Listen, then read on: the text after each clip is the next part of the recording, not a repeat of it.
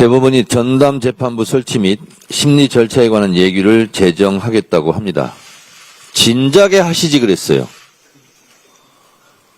저희 대 사법부스럽다라는 생각이 듭니다.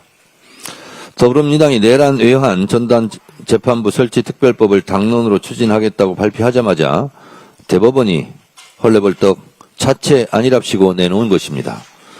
조희대 사법부와 지기현 재판부는 12.3 내란 외환 사건의 심리를 의도적으로 침대 축구하듯이 질질 끌었습니다. 그때 조희대 대법원장이 경고하거나 조치했어야죠. 이제 와서 뭐 하는 짓입니까? 보다 못한 입법부가 나서기 전에 사법부에서 진즉 내란 전담 재판부를 설치했더라면 지난 1년간의 호송 세월에 국민들이 분통 터지는 상황도 없었을 것입니다. 지금까지는 내란 청산에 아무런 의지를 보이지 않다가 회방만 하다가 뒤늦게 신용만 하는 조희대 사법부의 행태는 국민 기만, 국민 우롱에 지나지 않습니다. 이러니 조희대 사법부가 내란 청산 회방꾼이라는 겁니다. 조희대 사법부는 걸핏하면 사법부 독립을 외치면서 입법부인 국회에서 전담 재판부를 만들려고 하니까 그것을 반대하는 것. 이건 입법권 침해 아닙니까? 또 이제 와서 법이 통과되려고 하니까 예규 소동을 벌입니까? 오히려 내란 외환 재판부 설치 특별법 제정이 왜 필요한지를 더 극명하게 증명하는 사법부의 현 주소입니다. 12.3 비상계엄 내란 때 반헌법적 계엄 반대, 사법부 독립을 외치지 못하다가 윤석열 파면 이후 내란이 극복되자 사법부 독립을 외쳤던 조희대 사법부입니다. 일제 지하 때는 독립운동 안 하다가 8.15 해방 이후 8월 16일부터 독립운동을 하는 8.16 독립운동가처럼 조희대 사법부는 뒷북치는 꼼수 조치를 하겠다는 것인데 누가 당신들의 진정성을 믿겠습니까? 어제 조지호 경찰청장에 대한 헌법재판소의 파면 결정이 있었습니다.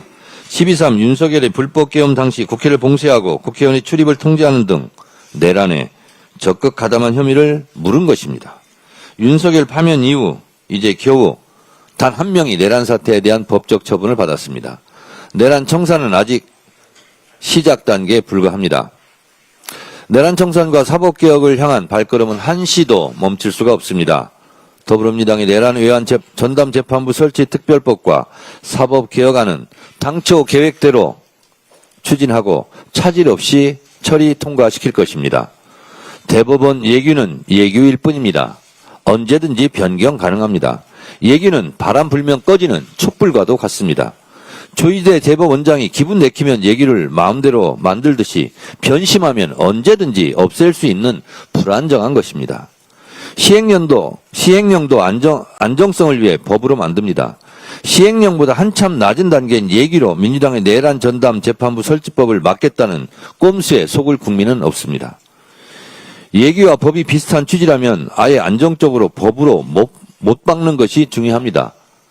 조희대 사법부는 이제 국회에서 추진하려고 하는 내란 전담 재판부에 대해서 찬성했으니 더 이상 반대하는 일이 없길 바랍니다. 예규라도 진작하지 그랬습니까? 왜 이제 와서 예규 소동을 벌이는지 조희대 대법원장의 검은 속을 국민들께 다 이미 들켰습니다. 조희대 사법부는 이제 내란 전담 재판부를 반대할 수 없게 되었으니 그나마 다행입니다. 이를 통해 완전한 내란 청산을 위한 책임 있는 재판이 가능토록 할 것입니다. 아울러 국민위에 군림하고 국민을 기망하는 사법부가 아니라 국민 눈높이에 맞는 사법부로 거듭날 수 있도록 확실한 사법개혁을 이뤄낼 것입니다. 사법개혁안에 대해서 또 딴지 걸고 반대할 것인데 조희대 대법원장께 주문합니다. 그러면 사법개혁안도 예규로 만들 겁니까? 말을 하시기 바랍니다. 어제 당무위를 통해 내년 지방선거 공천 룰과 보다 세세한 당규가 통과되었습니다. 이번 공천룰의 가장 큰 특징은 공천권을 권리당원들에게 돌려드린다는 점입니다. 공천혁명을 통해 선거혁명을 이루겠습니다. 1차 예비경선은 100% 권리당원들이 권리를 행사합니다. 국민주권시대에 걸맞는 당원주권시대를 활짝 열겠습니다.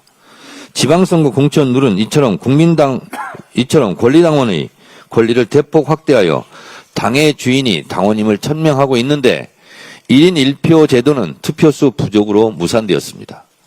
무산 직후 저는 당원들에게 다시 길을 묻겠다고 말씀드렸습니다. 마침 최고위원 보궐선거로 다시 공론화의 장이 펼쳐졌으니 1인 1표에 대한 활발한 토론이 벌어지길 기대합니다. 저의 당대표 공약인 1인 1표 제도는 제가 약속드린 대로 약속을 지켜야 할 의무가 저에게 있습니다. 최고위원 보궐선거 직후 다시 한번 전 당원들에게 뜻을 물어 1인 1표 제도를 재추진하겠습니다. 국민들께서 국정 운영이 어떻게 이루어지는지 실시간으로 보고 계십니다. 국민주권 시대가 이룬 변화입니다. 정부의 국무회의 부처별 업무보고가 생중계되며 큰 주목을 받고 있습니다. 이재명 TV의 생중계 방송 누적 시청자만 61만 명이 넘었다고 합니다. 그동안 국민이 국정 운영의 과정을 얼마나 간절히 알고 싶어 했는지 여실히 보여줍니다. 경제면 경제, 외교면 외교, 안보면 안보 다 잘 알고 또 다 잘하는 이재명 대통령이 국민과의 소통에서 이뤄낸 또 다른 성과입니다. 이재명 대통령은 컨텐츠가 있는 정치인입니다. 컨텐츠가 있다는 것은 디테일에 강하다는 뜻이고 디테일이 강하다는 것은 수치와 통계를 알고 수치와 통계를 직접 말할 수 있다는 것입니다. 국정 업무보고 국무회의 타운홀 미팅을 전 국민이 실시간으로 생중계를 볼 수 있다는 것은 국민 주권 시대의 상징입니다. 역대 이런 대통령은 없었습니다. 이재명 대통령이 이 분야는 단연 최고입니다. 정부의 생중계로 업무 보고를 하고 있는 주고받는 대통령과 정부 부처 관계자들의 질문과 응답 속에 국민들은 지금까지 몰랐던 내용들을 많이 알게 되고 국정에 관심을 갖게 되고 국정에 같이 참여하게 되는 이 시대야말로 우리가 진정으로 바랐던 국민주권 시대가 아닐까 그런 생각이 듭니다. 이재명 대통령께 질문을 받는 공무원들도 답변을 듣는 대통령께서도 모두 화이팅 하시기 바랍니다. 국민들이 응원하고 있습니다. 감사합니다.